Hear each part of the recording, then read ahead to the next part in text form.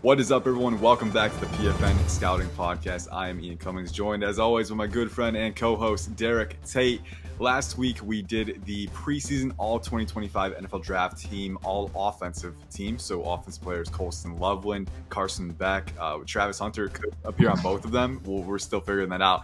But that was a fun one. So if you want to go back and watch that, that was last week's podcast. Today, ahead of the 2024 college football season, we are now doing our All-2025 NFL Draft defensive team. So this will be an exciting one. A lot more variance, I'm thinking, because, Derek, we were talking before the pod, we won't have a quarterback to latch onto with this one. Like, we knew I was going to take Carson Beck. We knew you were going to take Shedeur Sanders, right? So this one is going to be a lot of fun. I'm excited for it. But first off, got to ask, it's been 7 days now. Derek, how you doing? Any new changes? Doing all right, man. I mean, we got a chance to sink our teeth into some NFL preseason action from across the NFL. And got a chance to. Did anybody have a big weekend that you were super excited about, like you were higher on than consensus that you saw through the first week of NFL preseason action? Oh man, I'm trying to think. I'll be honest, I wasn't looking at it a ton because I had some stuff going on the weekend with family. But Bo Nix had a pretty good debut, right? Which I think, the offense he's in with Sean Payton, obviously kind of attuned to his strengths, right? We were talking about him before the draft. He's a distributor, right? He can go off platform. He can make the smart, the safe throws in the short range. Can he push the boundaries? Can he stay on schedule? Those are still things that he's going to have to answer to in the year. But no, I thought he looked good. I thought a lot of the young QBs looked good. Caleb Williams had an eye-popping throw off platform, rolling out to his right like he always does, right? So the main takeaway was that I think this QB class is going to be very exciting to follow through the process. But there were a few other young players that really impressed too. So I'm excited. Got a few more weeks to go, but it's always, that's the best part of preseason, I think, is seeing those young players shine. Any guys that you were looking at? Jalen Coker, did he get a few catches for Carolina? I know he was one of your guys. Well, yeah, he didn't. He had a bit of a quiet week, but it's funny that you picked the Denver offense. We knew Bo Nix pre-snap and getting the ball out of his hands on time is something that we really liked. What I thought was encouraging was his movement ability, him climbing the pocket.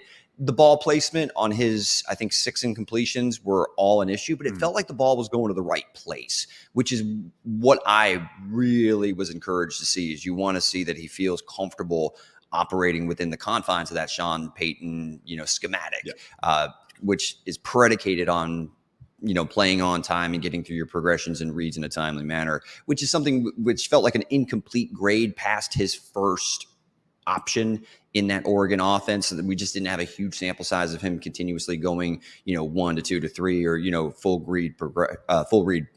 field read progression. So it was kind of encouraging to see that. Ball placement has to be cleaned up a little bit. Another guy that in that Denver offense, I know you're high on, Blake Watson actually didn't have a bad day. Yeah, there we go. It's a little crowded, that RB room. So I'm intrigued because they got Javonte Williams, which some injuries with him, but they drafted Audric Estime as well. Jaleel McLaughlin is still there. So it is crowded, but I'm rooting for my guy, Blake Watson. So I'm glad he did well as well. He flashed. Dude, I'm excited. That's the best part of preseason. There's so many talented players, man. So you really just you can't leave any stone unturned. It's kind of an extension of the draft process, is seeing where they land and who can take advantage of the opportunity. So it'll be fun. But today we got our All-2025 NFL Draft preseason defensive team. Derek, you have the coin. We ready to get this thing going? Yeah, let's do it. I called heads last time. Oh, you didn't even call it yet. Come on, man. Jumping the gun, getting ahead of me here. I'm cheating, man. I'm cheating. Dang. What you want? I'll do tails this time. I did heads last time. Okay.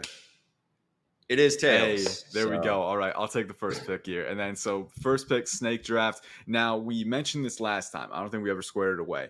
Do you want Travis Hunter to be available for both of us this time again? I believe so. I mean, because we don't really know if he's going to be playing on the offensive side of the ball or defensive side. So how does this work if we play each other? Does he play wide receiver for me, and then when you're on defense? Well, no, because if you're he's going to be checking him in coverage if he's on my, if I'm able to snag him here in my second. I got you. So he'll be going back and forth. But he can handle it. He's got the stamina for it. He can handle that. All right, sounds good.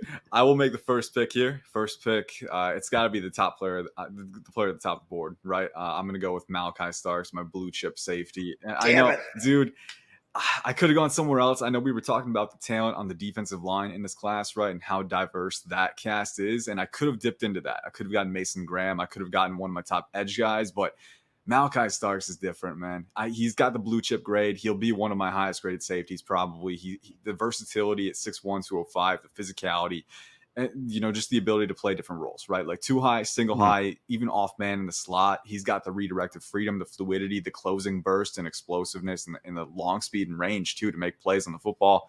And then he can hold up in physicality situations with that size and length too. So he is a do-it-all safety. He is the chess piece that I want to form my defense around. I'm very glad it was tails. I was a little scared, there would be heads after I called it last week. I wanted Starks. I was going him man. 101. Hey, dude, he's different. That's the lesson here. He is different, and diving into the tape, you can really see that. So I got Starks. Let's go, baby. You got Loveland last time, so I had to get you back for that. Yeah, well, now it's going to be a common theory where my first couple of picks are going to be from the University of Michigan, because I'm immediately going to Mason Graham. I feel like he's head and shoulders ahead of, and there's some, good interior defensive line prospects in this draft. I'm not saying that he's the only one, but Mason Graham feels like a tier one prospect in that regard. Super excited about landing him at 102. And then I'm going to go with his teammate, cornerback Will Johnson out of Michigan as well. I'm going to say, if you had gotten the first pick and gotten Malaki Starks, that's probably the exact combination I would have gone with the next two picks. I feel like there is a top three, as far as defensive prospects that are going to come in. I think all three of these players are top 10 picks. Of course, I prefer Starks just because I really truly believe he is going to be an all-pro talent at the NFL level, but certainly Mason Graham and Will Johnson can kind of both factor into that conversation. I think that they're Pro Bowl talents, even early in their NFL careers. And to be able to kind of find those corner pieces at an interior defensive lineman and at the cornerback spot, I certainly love being able to kind of build out my defensive roster in that manner. So I'm just going to go with the Michigan pairing and throw it back to you. Yeah, and I'm excited. I think we'll be able to expand on how these defenses fit together as we get more picks. That'll be fun. But now I'm in a bit of a quandary here. I don't really know what to do. I'll be honest. Those three guys were at the top of my board. So same. I think we both are the same top three. So I got Malaki Starks. I'm thinking here, Benjamin Morrison has such a high grade for me. And I think about what I want my corners to be able to do. I love Travis Hunter's game as a zone corner, right? I think his ability to recognize routes, read and react, and then close and make plays is bar none. Maybe might even be the best in class, right? But I want my corners to be able to hold up in situations of physicality too, right? And Ben Morrison isn't a big dude. Like he's 6 foot, 185, right? So he's a little lighter too, but he's a little more wiry. I think he's got a little more wiry strength to his game, the way that he can jam guys. And then he's like a water bug out there, man, with that quickness, the foot speed, the recalibrated freedom, again, the corrective twitch and reactionary athleticism, all those things that I look for in man-to-man corners, right? So I got Malaki Starks on the back end. He can do anything, but I want my corners on the boundary to be able to match guys, redirect them, and kind of dictate route depth. And I think Benjamin Morrison, with his press man, his man-to-man ability, is one of the best in the class. So I'm going to go with Benjamin Morrison for my second pick. And then my third pick here, this is a tough one. This is a really tough one, but I'm thinking about the odd front, right? The alignment versatility. And I think there's a lot of pieces where I can kind of dive into the depth there. So I'm thinking about who can be the transcendent force on my defensive line. And I look at Abdul Carter at Penn State, 6'3", 250. He's my top rated edge right now. And I really think, whether you're doing under front and he's the 7 tech, right? Or whether you're doing 3-4 and wide 9 alignment on obvious passing downs, or you want to loop him as a stunter, right? If you want to blitz, from depth at, the A gap from 1 tech, he can do that too. Abdul Carter, to me, can be that force multiplier on the edge. So the defensive line is still a work in progress. We're still putting it together, but I like those two for these next two picks. That make kind of building the framework around them is going to be just as important, but Abdul Carter, Ben Morrison, I think that's what I'm going with here. Bummer. Because I was actually probably going to take Carter and figure it out, whether I wanted him to play off-ball linebacker or, like you said, kind of that formation. I don't remember our edge rankings exactly. Were we completely the same again there? Because I know we had some similarities. No, we weren't.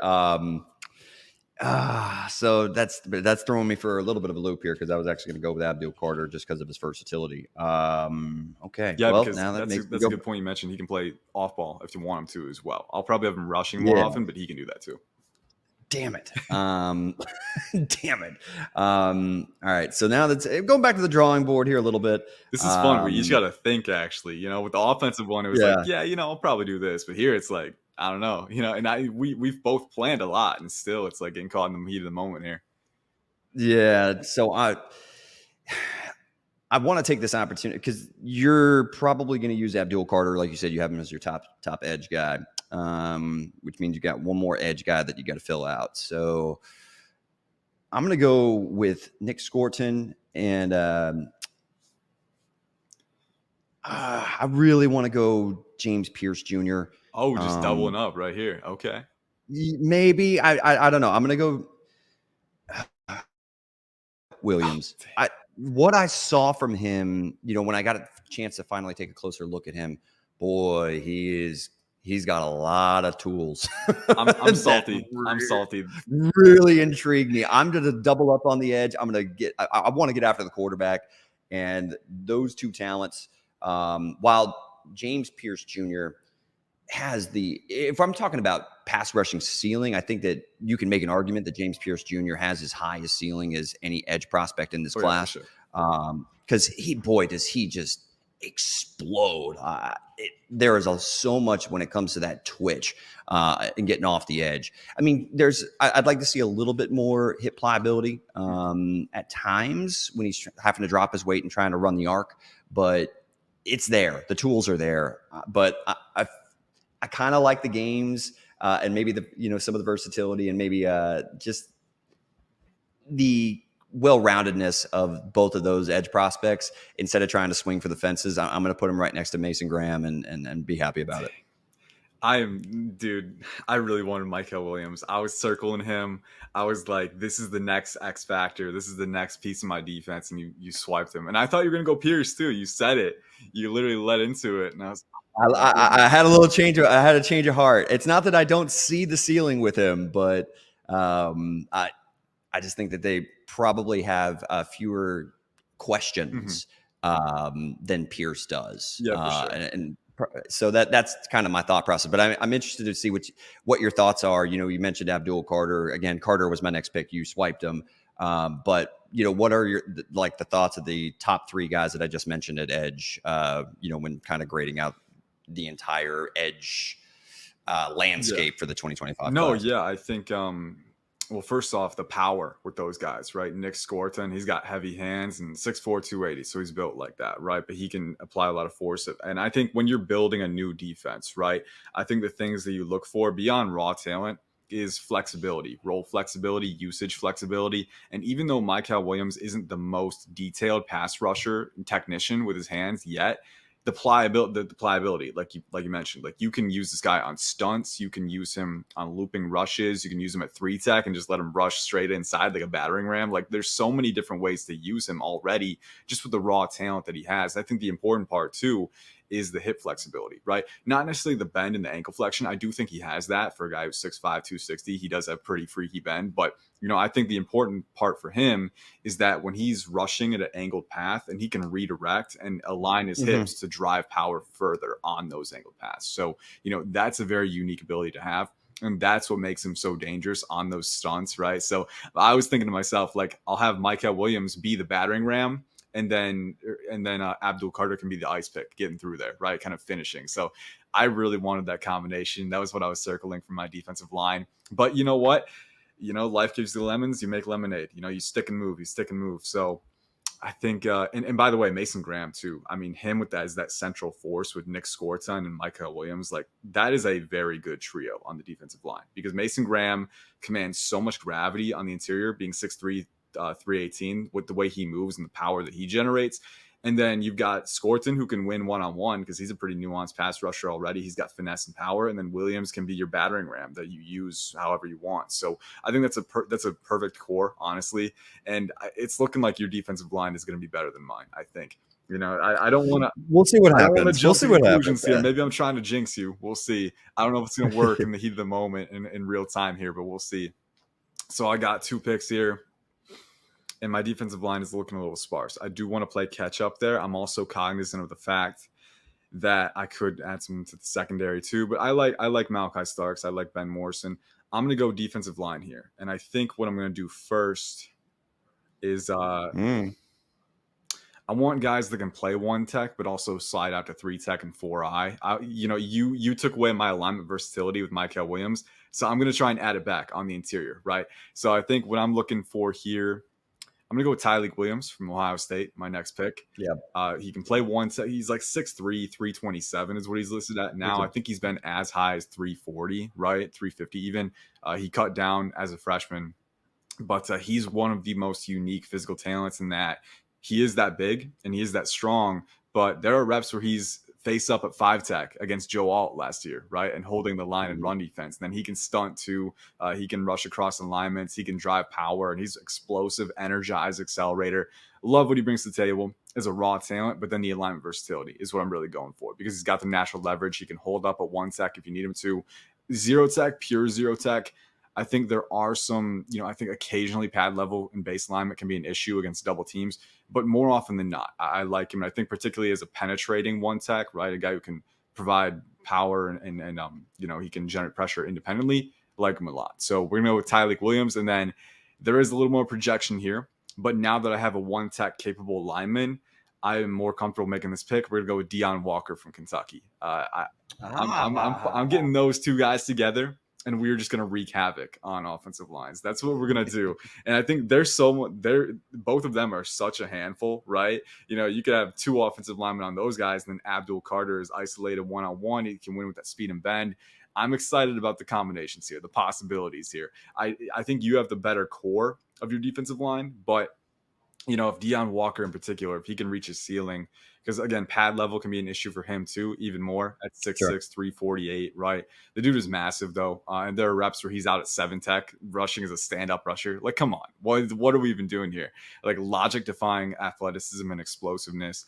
And then, he's actually got some pass rush nuance too. Like I saw reps where he is stacking counters. He's got a spin move in his arsenal too, which is kind of insane for that type of talent. If he reaches his ceiling, there is some Dexter Lawrence potential where this guy just defies physics and logic with how he can disrupt at his size. Obviously, I think from an execution standpoint, a lot of work to do, particularly with the pad level, because the pad level kind of precipitates a lot of other issues, like with My with concern. balance That's my yeah, concern. exactly. So I understand that, but now that I have a guy in Tyleik Williams who can hold the fulcrum a little bit, I could use Deion Walker at 3 tech and 4 eye, and I could move him around. I could loop him, right? So I think Tyleik Williams frees me up to be more creative with Deion Walker. I could have gone with Kenneth Grant, too, from Michigan, but I do like Mhm. Tyleik Williams' pass down viability a little bit more. So Tyleik Williams, Deion Walker, definitely some projection with that tandem, but I'm very excited to see what they can do with a little more development. Well. I was hoping that by going Mykel Williams, because of the formation versatility that you mentioned, that you would leave James Pierce Jr. on the board. So I'm going to flex Mykel Williams inside, Oh my and I'm going to take gosh. James. I'm going to take James Okay. Pierce Jr. and he's going to be an edge. Yeah, I mean, I knew you weren't. I was trying to play you in your rankings with this process.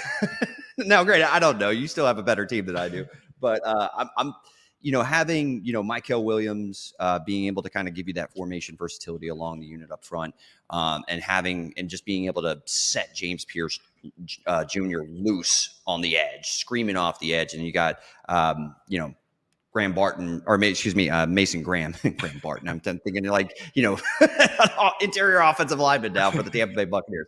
But Mason Graham being able to wreak havoc on the interior of the defensive line alongside Mykel Williams, and of course having Scorton on the other edge. I really like that. The idea of how that potentially fits together as far as being able to get after the quarterback. And then at linebacker, Oh, we're going look, linebacker. this kid's another. He's another kind of tweener. Like I've seen him get after the quarterback with his hair on fire. I'm going to go Harold Perkins. I see the movement, side to sideline or sideline to sideline athleticism. When he's dialed in and processes correctly, he screams downhill. There's a lot of physical tools that I really like. It's going to be interesting to see if he projects as just a pure off-ball interior, either Mike or Will linebacker entering the NFL. But I also do think that he can give you a little bit of pass rush versatility, whether you want him to blitz from depth or if you want to just line him up at edge and ask him to, use his athleticism to, run the arc. So I'm going to go Harold Perkins out of LSU and James Pierce Jr. out of Tennessee. Okay.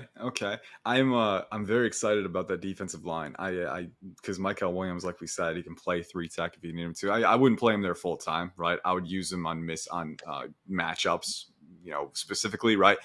More often want to be at 5-tech, 7-tech outside, move around. Sure. But no, I do think that just having Mason Graham as that central force allows you to kind of, be more creative with your pieces. And now you got James Pierce as that, speed rusher who's got some pretty nice power with his length as well. The one reason that I was so apprehensive about picking James Pierce, I wasn't apprehensive, I guess, but I wanted to get my interior line first, is that at 242 pounds, raw power, and strength are not elite components of his game. Right. He's got speed to power. He's got speed to power better than most guys. Right. But I think sustaining power rushes past initial contact is where a guy like Mykel Williams or Nick Scorton is probably a little bit better right now. Right. So, those are the reservations with him. But come on, man. I mean, James Pierce, Nick Scorton is the power rusher, Mykel Williams is the alignment versatile battering ram, and then Mason Graham is the central force who can play 1-tech if you need to, but 3-tech, 4-eye as well. He can, yeah. I don't want to run him at 0, but he can flex inside to 1 or on occasion. Yeah, for sure. It's like one of those things where he can do it. There is functionality there. So based on the opponent, right? Like if you got a team that likes a lot of wide zones, they're getting more lateral, right? Like he's a guy who can get inside those gaps really quickly and then disrupt the offensive rhythm. So I like that a lot. And Harold Perkins, man, that too. I would be scared if I was an offensive line going up against that unit, because how do you predict what's going to happen, right? Like you got all these guys, all these dudes up front, and you got Harold Perkins who can get in the backfield in the blink of an eye, right? It's like, how do you expect to deal with that? So that's a fun front. I like that. I'm curious to see what you do with the other defensive tackle spot, the nose tackle spot.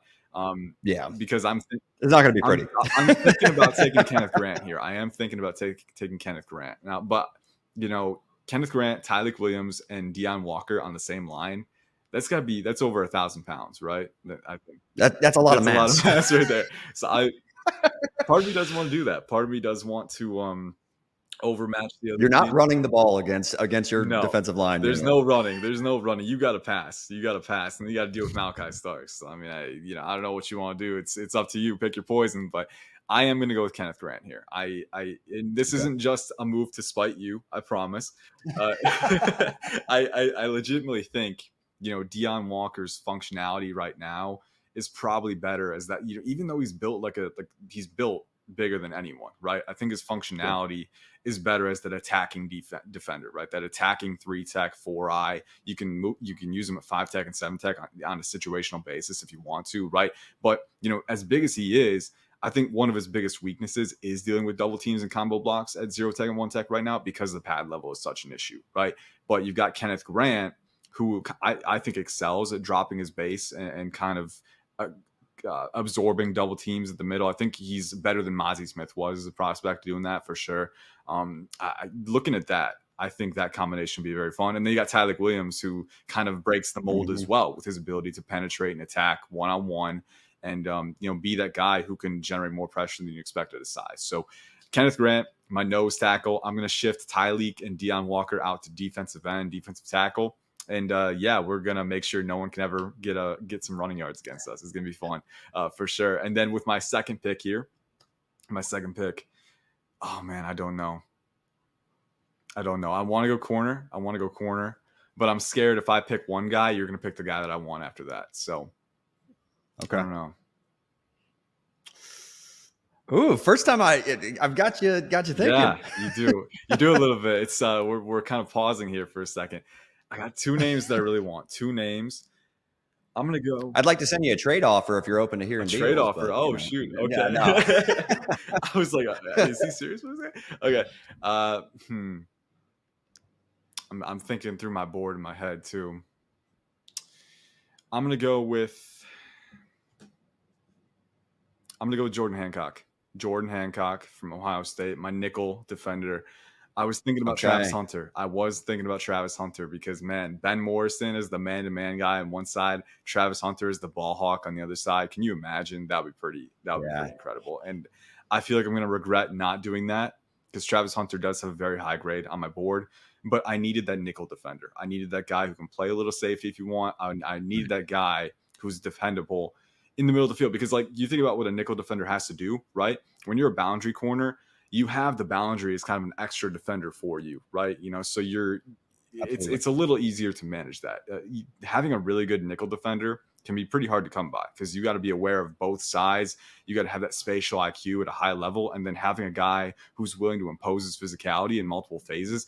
That's a rare thing too. And I was watching Jordan Hancock. He really turned it on in 2023. This is a guy who was pretty much off the radar entering the year, right? And then he comes out. I did not expect him, but he graded higher than Denzel Burke for me. He actually did. So I looked Wow. at Okay. Jordan Hancock, 6'1", 195, pretty compact for that size, explosive, energized, very fluid, has vertical speed as well. I think the playmaking chops can improve a little bit, but he's good there. He's very good there. And then his physicality and run support, his willingness to blitz and slab leading blockers in open space as well.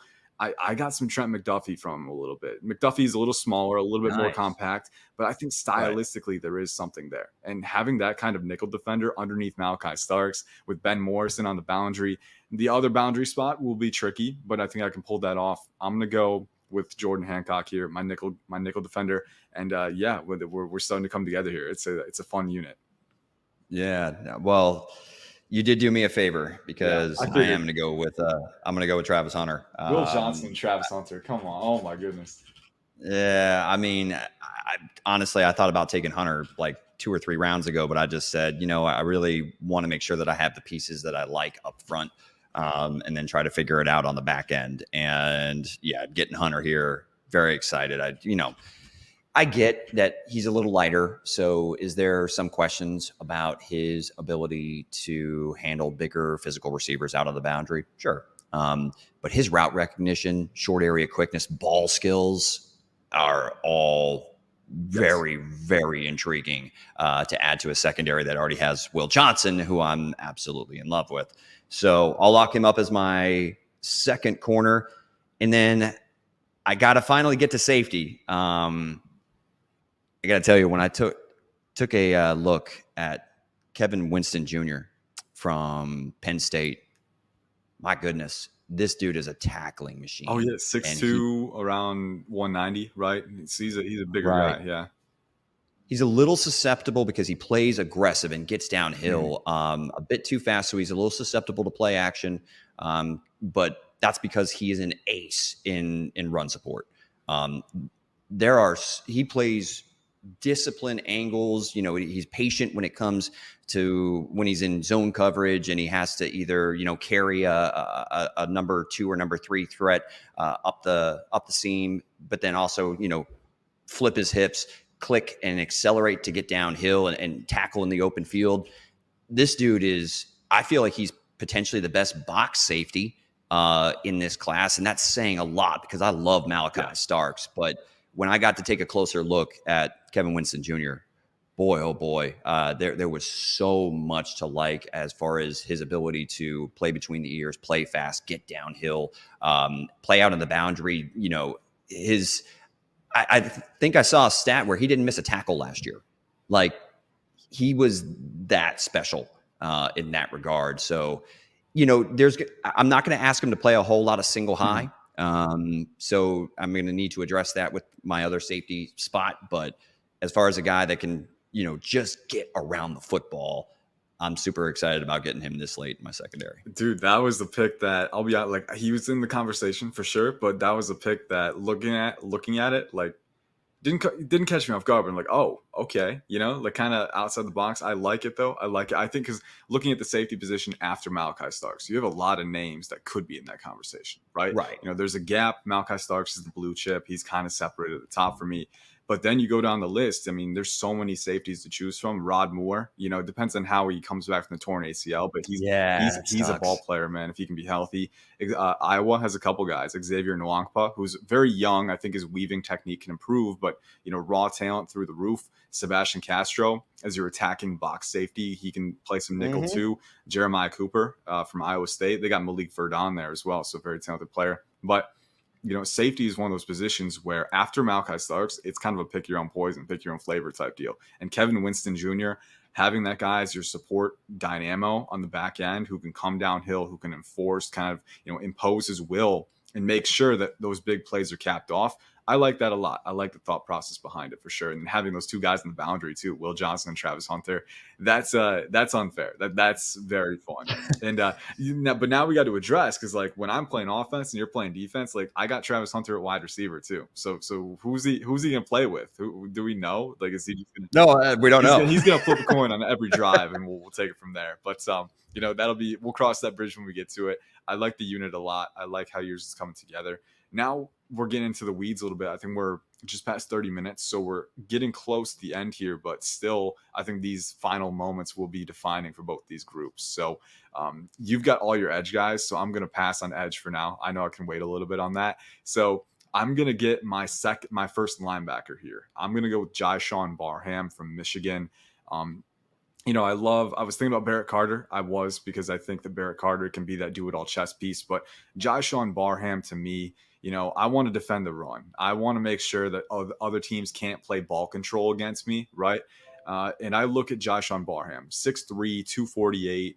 Dude is built like an edge rusher. And then he's over here in the second level. He's got great gap discipline. He's got great processing ability. He can stack and shed. He's got the play strength that Barrett Carter and Harold Perkins don't quite have in that phase for me.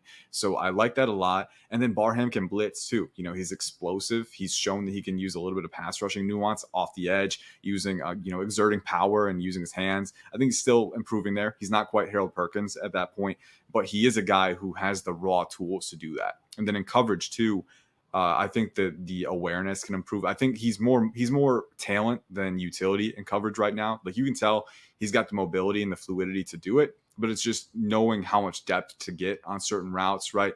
Having the blind spot awareness to carry guys across the field when you need to. That is still a work in progress for him. But Jyshawn Barham, to me, can be a very good will linebacker. Run and chase, attack downhill, and then maintain your gaps and run in run defense. So, and the raw talent is there for him to be a 3-down guy. So I like him a lot. I'm going to go with him for my first linebacker spot. And then for my other, here's the tricky part. I don't really know what to do here. You've got both your corners, so I'm going to go with my other safety spot here. I think I'm going to go with actually, Derek, I'm stumped. Hang on. Oh, take your time. I'm overthinking this here. Oh man, it's like I'm trying to play poker right now. I don't want to give anything away when you start mentioning the offensive pod was nowhere near this much like back and forth, like actually thinking about it. Oh my god. But I've got a few players that I'm choosing through on this last one. I got a linebacker in mind. I got a corner. I've got a safety in mind. I'm going to pass on the safety because as much as I like the player that I'm thinking about, he is a little bit lacking in support. And I know I have Starks, so it does cancel out a little bit. But if I can wait to get him, I might do that. So I think I'll pass on that. My corner, he doesn't play a ton of nickel, so I don't know if you would swipe him, but maybe you would. You've seen my board, so I'm a little precarious there. I'm gonna go with Savon Revel from East Carolina for my other boundary. Oh, no way! Yes, sir. Nice. Yes, sir. We're gonna go with Savon Revel. He's a fun player, man. I did not expect him to grade as highly as he did for me on my initial viewing, but looking at the traits, and again, like first off, the physical traits, those are popping. I mean, this is a guy who is 6'2", 188 around there, maybe closer to 190 now, but He's he's physical, physical. though. He's so Goodness. physical, so fast flowing. I think he ran a 4.4 in spring training. So he's got the explosion, the speed, the quick twitch as well. He moves differently. All of those corrective mechanics that I want in the corner, he has. And all right, so for those of you listening, if you were wondering a few minutes ago, like why on earth did Ian pass on Travis Hunter? This is why. Because I think Savon Revel can be that dude on the boundary. He was my guy. Either him or Tacario Davis, where I was like kind of Yeah. going back and forth. And that was what I was thinking too. Like Tacario Davis, this dude is an albatross. I would love to have him on the boundary opposite Ben Morrison. But Savon Revel, to me, I think his man-to-man skills with the quick twitch he has and the short area malleability, that's really fun. And then he's so physical and fast-flowing in support, like you said. He can jam guys to the line. And he's got the ball skills too. I think he had an interception and 13 pass deflections this past year. So the playmaking is there with him as well. So Savon Revel, overall, I was blown away by his tape, and I think we're going to start to get more and more affiliated with his presence as a draft prospect, because this can be a first-round player. So I'm going to go with Savon Revel as my second corner. Got a few more spots to fill, but feeling good about that secondary for sure. Nice. I know. He was, like I said, I was really torn between, if you did go Travis Hunter, I was going to have to make a decision between Tacario Davis and Siobhan Revel. But boy, Revel's a fun player. I mean, like his physicality. I mean, he's a +1 in the run game. Like, contain, but also not afraid to stick his nose in there. I mean, he's impressive physical corner. In fact, I don't want to put him in nickel, but could I see him being able to contribute like a plus level nickel defender in run support? I actually could, because there was enough evidence on tape to make me feel confident there. I just don't want him operating, against slot receivers. I'd rather keep him on the boundary. So I will. You scared me. You scared me a little bit. We're though. getting to You're the like, make or break decisions here. yeah. So I want somebody who I feel as if can play single high competently, right? And I've seen enough flashes from Xavier Wangpa from Iowa in that single high role. Forget which opponent it was, but he rotated from the left hash to the middle of the field, read the quarterback's eyes, flipped his hips, and undercut a seam route for an interception last season. And boy, oh boy, it just made me go, he can't play single high. He's got the physical tools to be able to do so. Is there some inconsistencies with diagnosing route concepts maybe a little bit? And do I have some worry about his consistency to handle hyper twitchy, explosive slot receivers in the NFL that you're seeing guys like Malik Neighbors sometimes. There are some questions about that, but there's a lot of physical tools, and Iowa's defense seems to produce a lot of very, very well-coached players. And I just see a lot of upside with Wangpa. So I'll go ahead and put him alongside Kevin Winston Jr. As my two safeties. And then I am going to go to nickel. And, just in case I want to, flirt with some 3 safety looks every now and then, I'm going to go with Andrew Makuba from Clemson.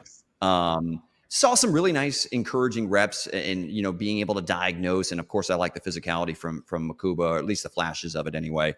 That gives me a little bit of alignment and formation versatility, with, Kevin Winston, Wangpa, and now Makuba kind of operating out of the slot. I believe Tacario Davis is more of a boundary corner. I don't want to, experiment with him in the slot. So I'd rather go with Makuba as my nickelback, and then Wangpa as my other starting safety. Nice. I like that a lot. And I think, Makuba is one guy that, 2022 Clemson tape, I think was a little bit stronger than his 2023 tape, but looking at the versatility that he has, right? Like, this is a guy who can play single high and 2 high if you want him to. I was really impressed by how elastic he is as an athlete. That was the word that I used, the fluidity, but then also the ability to kind of recoil and redirect his base and realign at such a abrupt motion, right? Like over top stems, it's instant with him. It's like the snap of a finger. And it's not just the mental side, it's just how malleable, how elastic, how free flowing he is with his movement. And then he's explosive, he's rangy. I think adding some more mass and play strength is the next step for him, especially against physical guys like Keon Coleman last year. We saw him get rerouted at stems because of that, but he is physical. Like, it's not a willing physicality issue. So I think in the slot, he will translate very well. And that safety duo, man, really intrigues me because I think you got the perfect yin yang. Like I think the perfect complementary force there with Kevin Winston being that strong, that box safety who can come downhill, and then Xavier Nwankpa, who, let's not skirt around the issue. This dude is gifted as a deep safety. Like he played 4 years as a starter in high school, had 16 interceptions in high school. This dude is a gifted deep safety. I think the thing for him is technique, and like you said, a little bit of down to down consistency, right?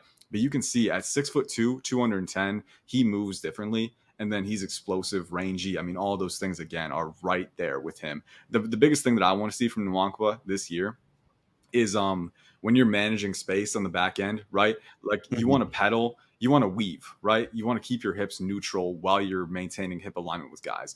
And with Nwankpa, there are times where he will turn his hips a little, or tilt his hip alignment a little bit too early. So when he gets an outbreaker in his blind spot, he's got to redirect the whole other way. The synergy there, it gets a little off. Yeah, and I think weaving helps with that, because when you're weaving, you can stay neutral while you're pedaling. You can stay square while you're pedaling, and that makes your transition quicker when you do have to make it. So again, technical things, consistency things that I do think as a young player, you would expect him to need to work on that, right? So it's not concerning to me. I think at his maximum and at their maximum, this safety duo that you have can be really good. So I'm excited. Props to you for forming that. And now I got to complete my safety duo. So I'm going to do that here. The guy that I was thinking about, you did not take him, so I'm going to take him here. Jeremiah Cooper from Iowa State is the guy that I was going to go with. Yeah, he's my safety too, actually. So he's a guy who I think can play a little bit of single high. He had 5 interceptions and 10 pass deflections last year, former wide receiver. So playmaking in that secondary with Jeremiah Cooper and Malaki Starks, I'm not short on playmaking. I like what I got there.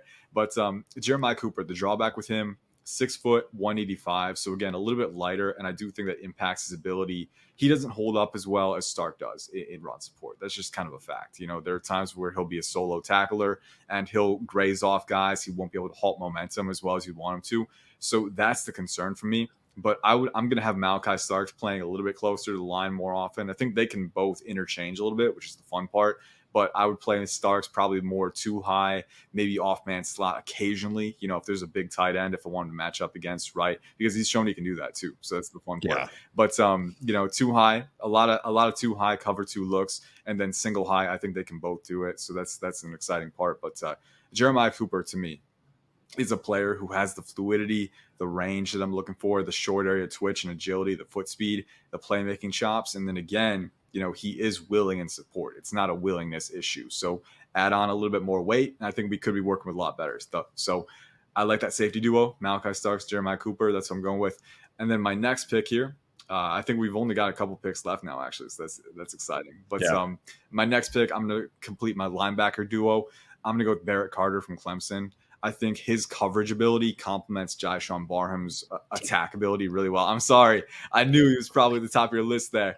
But I left him there for you. Hey, you still got a few. I know Deontay Lawson is still out there. There's Danny Stutzman from Oklahoma. So there's a few other linebackers for sure. Lander Barton from Utah, if you want. I think Jyshawn Barham, he's the attacker. He's the gap disciplined player who can, play at the second level. He can stack and shed, make sure that there's not too much displacement, which behind Tyler Williams, Kenneth Grant, and Deion Walker, I don't think there's going to be much to begin with, right? But Jyshawn Barham is the linebacker who will fill those gaps and make sure that, those creases don't get filled in by the offense, right? And then Barrett Carter is kind of the wild card, the coverage guy. I love his ability to play in zone and kind of manage hip transitions and hip alignments too. But he can play nickel again if you need him to. So that's another one. If I get any dime looks, maybe Barrett Carter can factor in there. He's got some pass rushing utility. And then, but I think the biggest thing for me is the coverage, the natural coverage play, right? The fluidity, the corrective mobility, the depth awareness and spatial IQ. Those are all very, very compelling points with Barrett Carter. So I think they kind of complement each other well. That's where I'm going. I've got one more roster spot to fill. I think you've got 2. Right, if I'm not mistaken. All right, so let's close out here. Who are you going with to complete your team? So it's not exciting, but I do like Dante Corleone from Cincinnati. That's exciting. What are you talking about? That's the Godfather right there.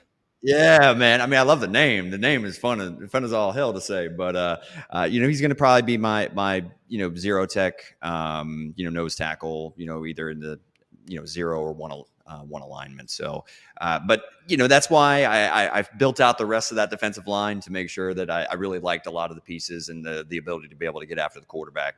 But I knew I was going to have to kind of punt on the nose tackle or one technique. So, Corleone is going to be my pick there. And then to round it out at linebacker, I understand that, that you mentioned some of the other name like Danny Stutzman certainly is very intriguing, but I just see some dog and some leader in Jay Higgins from Iowa. I had a feeling you were going to go with him. Right? That's my dude, man. That is my. And I seem to have a crush on a lot of these Iowa players. I loved Cooper DeJean coming out last year. But Jay Higgins, he's just got a nose for the ball. He's just a dog, man. So do I have concerns about his size? I mean, I think he's listed at like 233, 235, something like that. A little undersized. I think there's some athletic limitations, but the man just has a nose for the football. And there's just those leadership qualities that I think brings a toughness to this linebacker room. And you've already got Harold Perkins, who is all kinds of filled with all kinds of athletic upside. So I think it's a nice yin and yang compliment to what those two can bring to the linebacker room. So I'm going to go with Jay Higgins out of Iowa as my last pick. And I will say I do like that. I think the name, because we brought up Higgins in the linebacker pod. I do believe the defensive pod, I think. And the name that kind of caught my attention when I was thinking of comps was TJ Edwards, who's with the Bears now, right? Not a guy who's a stellar athlete or anything, not the biggest guy either, but physical, high IQ, intelligent, disciplined. And I think that's the perfect guy that you wanted at the Mike spot, a guy who can rack up tackles and kind of get guys in the right spot. And I think that's a good compliment for Harold Perkins too. Perkins is kind of your do-it-all will linebacker, attacker, your chess piece, and then you got Higgins as kind of a central force for you. The one concern would be the size, right? Because Higgins is probably 6 foot, 230, right? A compact 230, but still a little bit lighter. And then, Harold Perkins is 6'1", 220, probably at the most, right? So, that's probably the biggest concern. But I do like how they play off each other. I do think that's a strong point. And Dante Corleone, he's a top 64 player for me. So that's not a bad value pick at all. And I think getting that guy is your zero tech, 6'1", 320, I think. So the dude is massive. I mean, he is dense, low to the ground. And honestly, if you want to talk about leverage play, he might be better than Kenneth Grant even when it comes to getting under. Well, right. And the leverage is something that I really like about his game. I know I didn't talk very much about Corleone, but, I agree that there are some things about his game and like technically that I actually think is a little bit better than, Deion Walker or Kenneth Grant. Like the leverage aspect of it is something that I kind of popped out to me when it comes to Corleone. So now I got one more pick here, and I'm torn. You can't make any more picks, so it's not tampering if I ask for your advice anymore, your input. So I'm gonna phone a friend here. I've got a pick. I got one last pick to make at the edge position, and I'm torn between two players here. Princely Umanmielen, he was from Florida. I transferred to Ole Miss, and then Patrick Payton from Florida State.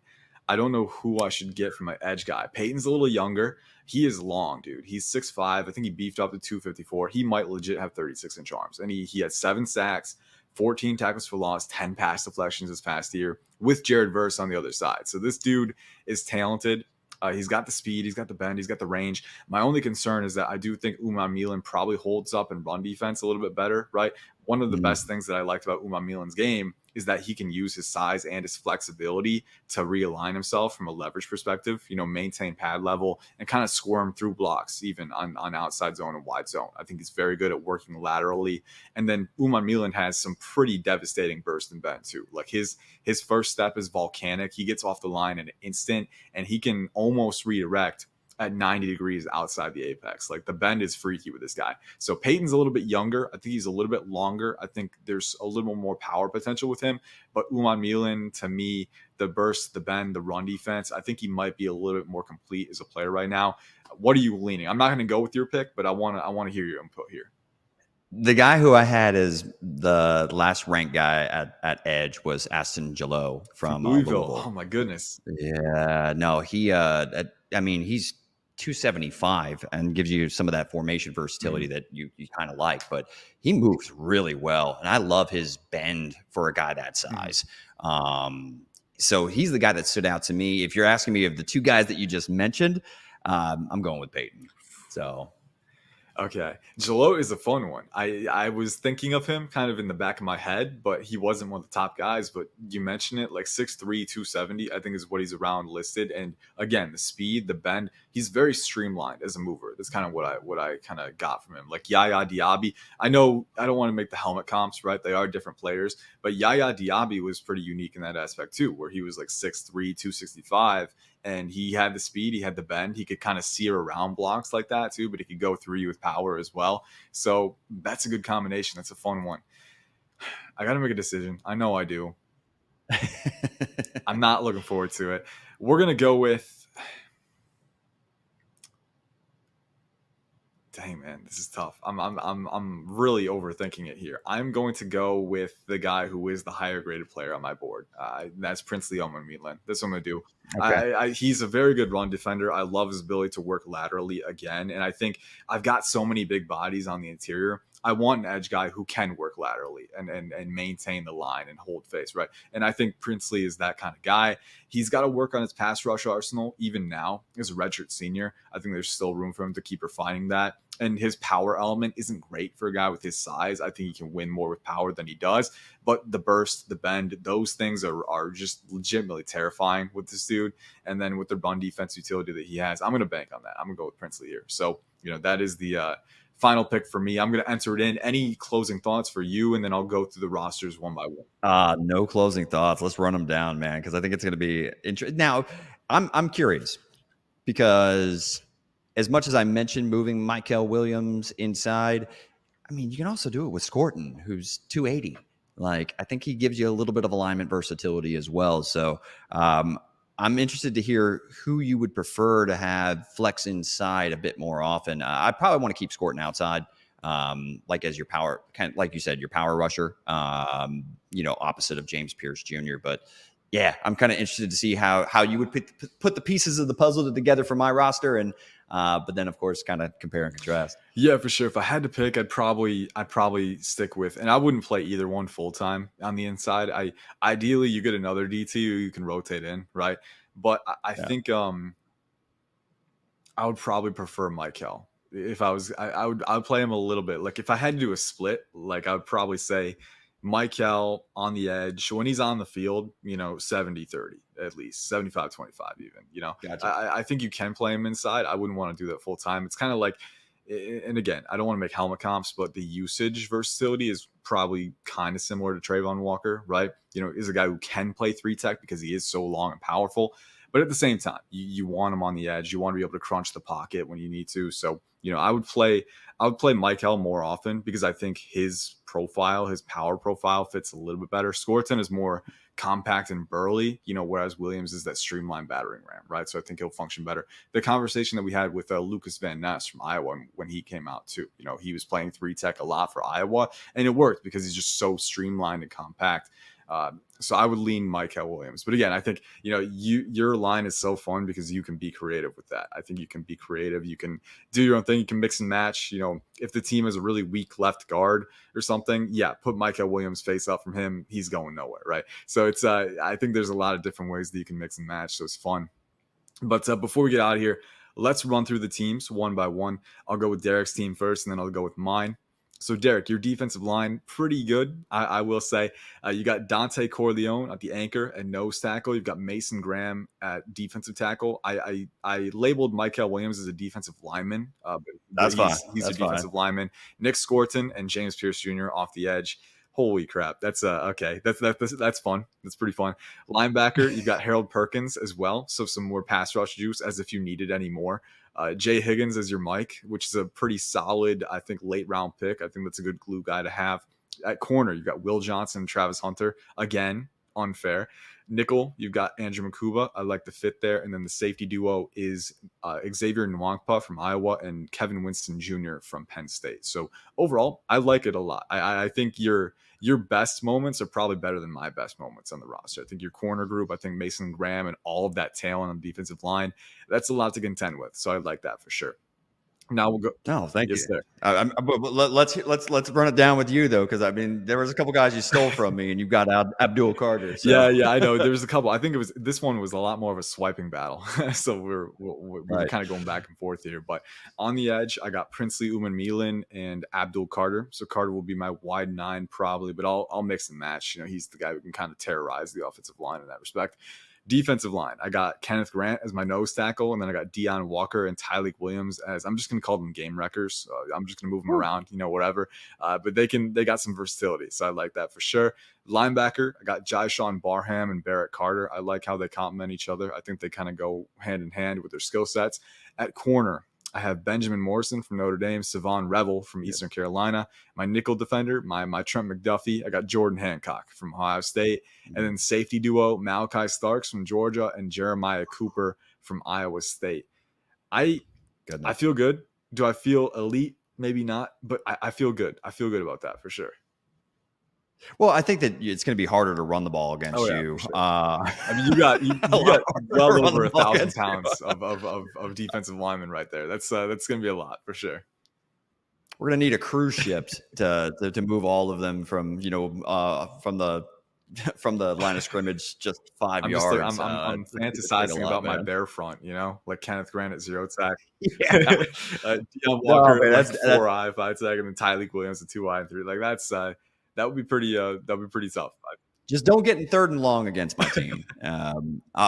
We'll be able to get after the quarterback pretty well. I was going to say NASCAR fronts, like Dan Quinn would have a field day with your front, man. I got to say, like that's a scary unit. If you can pin your ears back and get on the attack, that'll be a fun one. And then at the same time, if you bait the QB into making a poor decision with that, who's back there to make the play? Will Johnson and Travis Hunter. So that's fun. That's a fun combination. But I think we each came away with pretty different teams in exciting ways. I think this was a fun. This one was a lot funner than the offensive one. And the offensive one was pretty fun, but defensive, you can take it a notch up with what you're able to do. So yeah, exciting podcast. I'm kind of sad that the all draft team's over already. We'll have to do this again down the line when things have changed. Absolutely. For sure. It'll be a fun one. But we have gone over 55 minutes. This one was a little more than you bargained for. So for those of you listening, thank you, as always, for sticking with us through the summer. We're almost to the college football season, so we will have preview episodes. We might fit in a mailbag before the season, so we'll kind of plan that play by ear. But for now,